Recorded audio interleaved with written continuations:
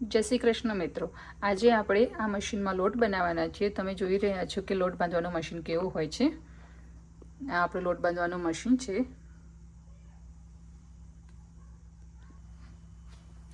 આવી રીતે મશીનને ઊંચું કરવાનું અને આ કન્ટેનરમાં આપણે લોટ નાખીશું.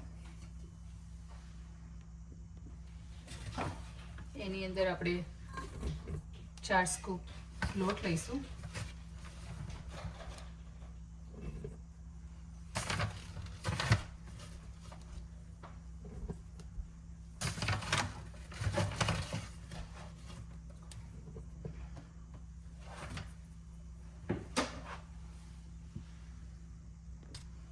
હવે આપણે એની અંદર મીઠું એડ કરીશું.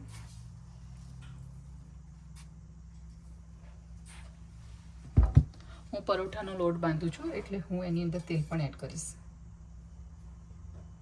મેં 4 સ્કૂપ લીધા હતા તો હું 5 સ્કૂપ જેટલું તેલ અંદર યુઝ કરીશ.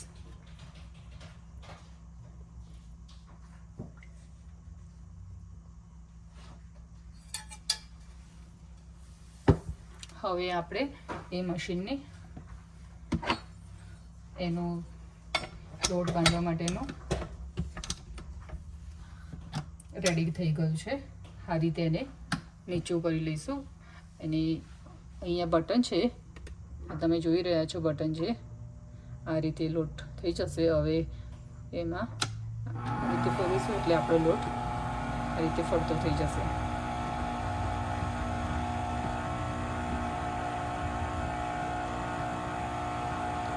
થોડી વાર સુધી તેલ અને મીઠું બધું મિક્સ ના થાય ત્યાં સુધી આપણે વેઇટ કરવાની છે.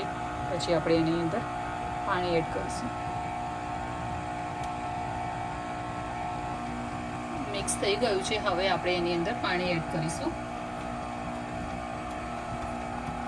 1 ગ્લાસ મેં પાણી નાખ્યું છે અને બીજો અડધો ગ્લાસ પણ એની અંદર પાણી નાખું છું. અને પછી જે રીતે આપણે જોઈએ એ રીતે પાણી નાખીશું. તમે જોઈ રહ્યા છો કે કેવું મિક્સ થઈ રહ્યું છે.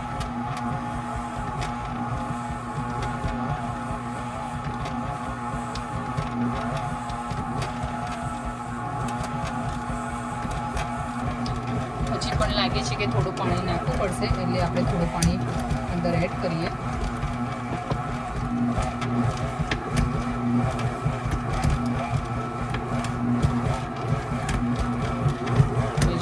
છે કે ઓલમોસ્ટ આપણો લોટ રેડી થઈ ગયો છે બંધાઈને.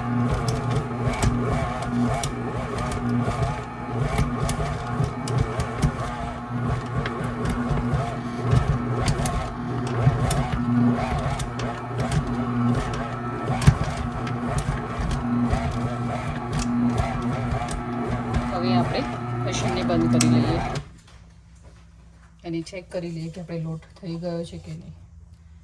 તમે જોઈ રહ્યા છો કે આપણો લોટ બંધાઈને મસ્ત થઈ ગયો છે. હવે આપણે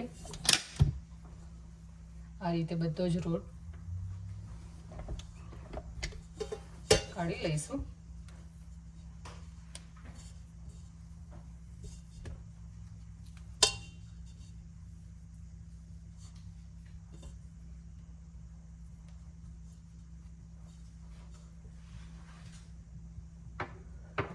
અને સરખો કરીને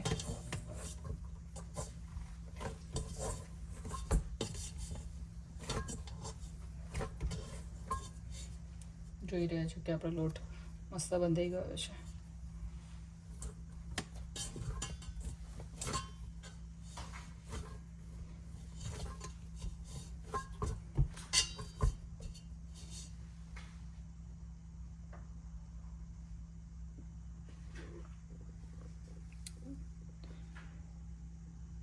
થઈ ગયો છે આપણો લોટ. જોઈ રહ્યા છો કે મશીનમાં કેટલો મસ્ત લોટ બંધાઈ જાય છે આપણો. જે મેં લોટ મશીનમાં બાંધ્યો તો એના અમે ગુલ્લા બનાવીને રેડી રાખ્યા છે. હવે આપણે વણીશું.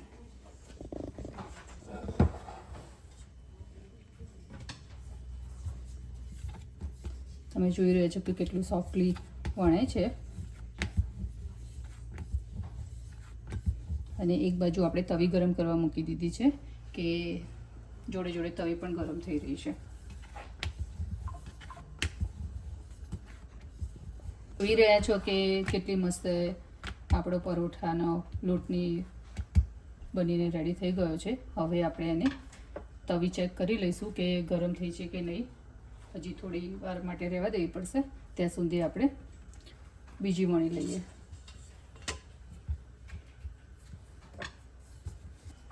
હવે તવી ગરમ થઈ ગઈ છે. એની અંદર આપણે જે પરોઠો વણ્યો તો એ આપણે અંદર તવીમાં મૂકી દીધો છે. હવે તમે જોઈ રહ્યા છો કે આપણે એક બાજુથી ચડી ગઈ છે. હવે આપણે એને બીજી બાજુ પલટાઈ છે. હવે આપણે એને જોઈ લઈએ કે પાછળ ચડી ગઈ છે કે નહીં. તમે જોઈ રહ્યા છો કે પાછળ પણ ચડી ગઈ છે. એને ઊંધી કરી નાખીએ. અને અમારા ઘરમાં બધા તેલવાળા નથી ખાતા, એટલે હું એને દબાઈને પરોઠા કરી દઉં છું. જો કે દબાઈએ ત્યારે રોટલી ફૂલે છે. હવે આપણે એને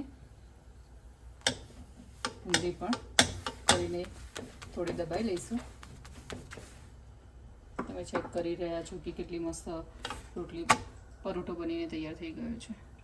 હવે આપણે એને એક પ્લેટમાં કાઢી લઈએ કે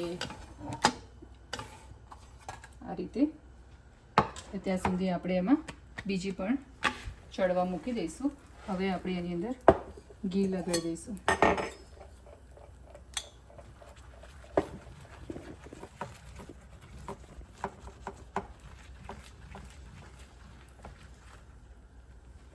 તમે જોઈ રહ્યા છો કે કેટલી સોફ્ટ આપણી પરોઠો બનીને રેડી થઈ ગયો છે. જુઓ છો કે ફૂલીને કેટલી મસ્ત બની ગઈ છે આપણી.